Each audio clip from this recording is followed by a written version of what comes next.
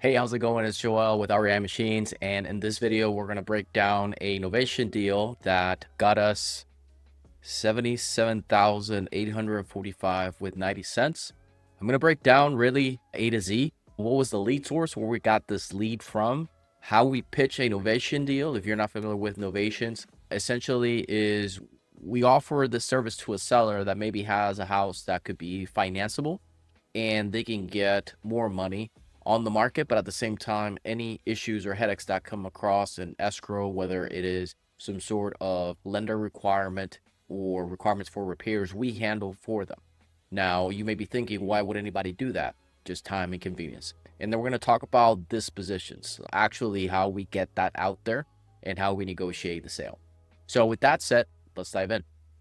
So as you can see, the first thing that you notice is that if you look at the pictures of this house, it's not really like a complete fixer-upper. I mean, it's just dated, it's been lived in, but it's not necessarily like a tear-down house where you would expect things falling through. It's just kind of a well-maintained house that, may need some work.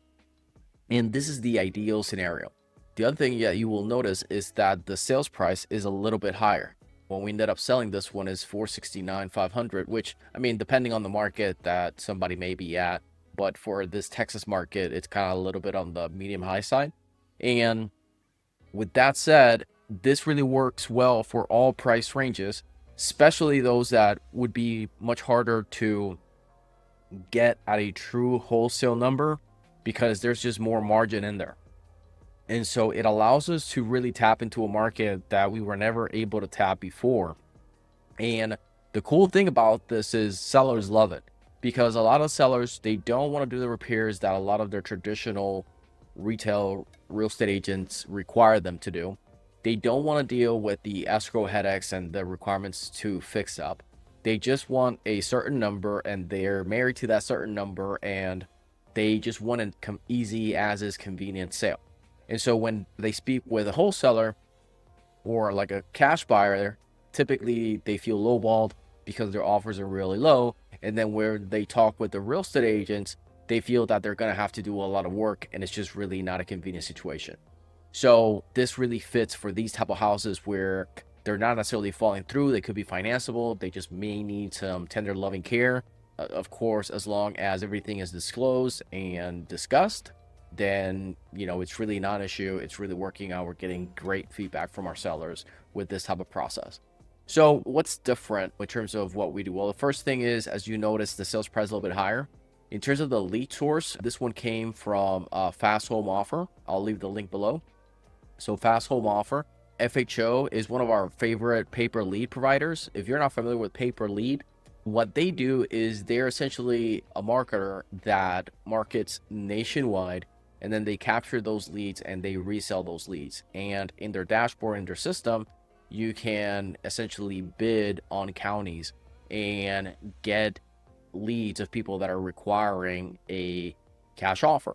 Why is this a good thing? Well, although it may not be quote unquote the cheapest, I think their minimum is $150 per viable lead. It provides a lot of the guarantees and it removes a lot of the risk, because you don't have to learn Google ads. You don't have to test with your own money on Facebook ads and waste on bad campaigns and, figure all that stuff out. You can literally just plug and play and start getting leads in.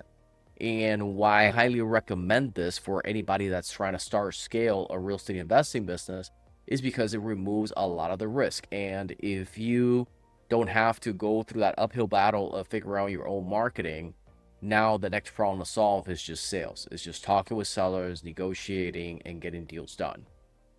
A lot of times people want to blame the leads, but they may have a sales problem. So it's definitely the fastest way for you to get a deal, just to plug into an existing working campaign. You can decide to bid more than others, or you can just stay at the minimum.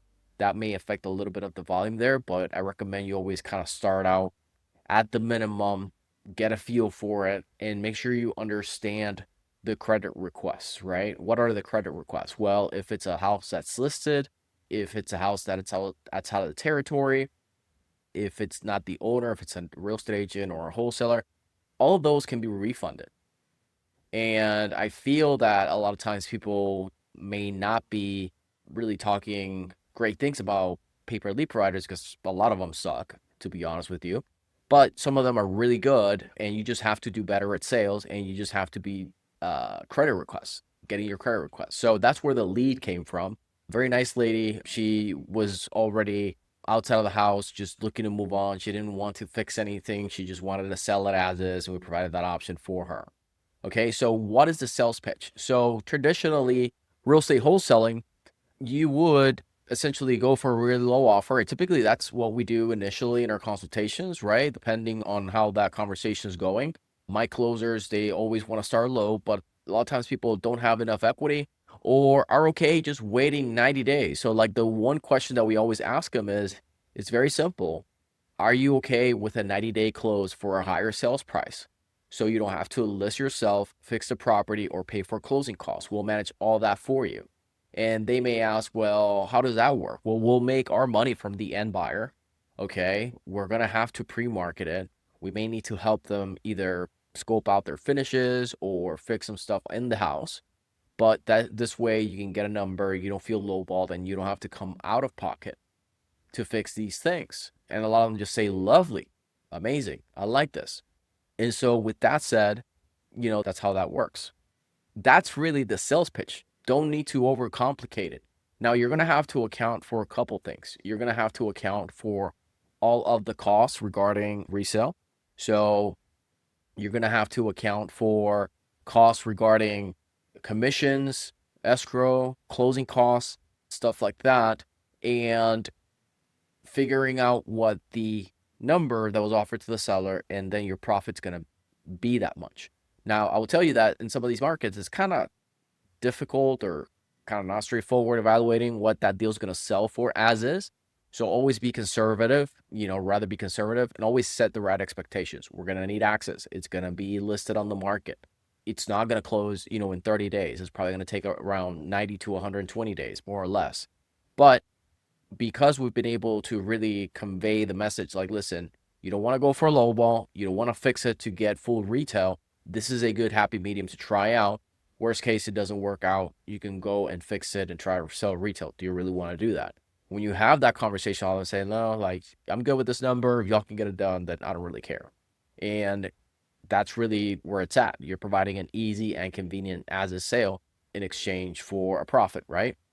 And then in terms of dispositions, you're going to need a couple things. Obviously, you're going to need the authority to list on the MLS. Now, different MLSs have different rules. And disclaimer, this is not legal advice. You can check your own counsel. But the fact is that typically, if you get either a notarized power of attorney or an attorney in fact document signed with your seller, you should be able to get it listed on different MLSs, and there's flat fee listing services that allow you to do that. Or you can just simply hire a local agent that will list it for you at a reduced rate many times. And so what we typically use is we use brokerless. It's pretty cheap right now, as this video is $149 to get that listed on the MLS with brokerless. And so with that said, there's really no excuse to be able to do novations, okay? So I'm going to leave some resources in the bottom in the description here. If you would, feel free to leave me a comment or a question so I can address that in future videos. God bless.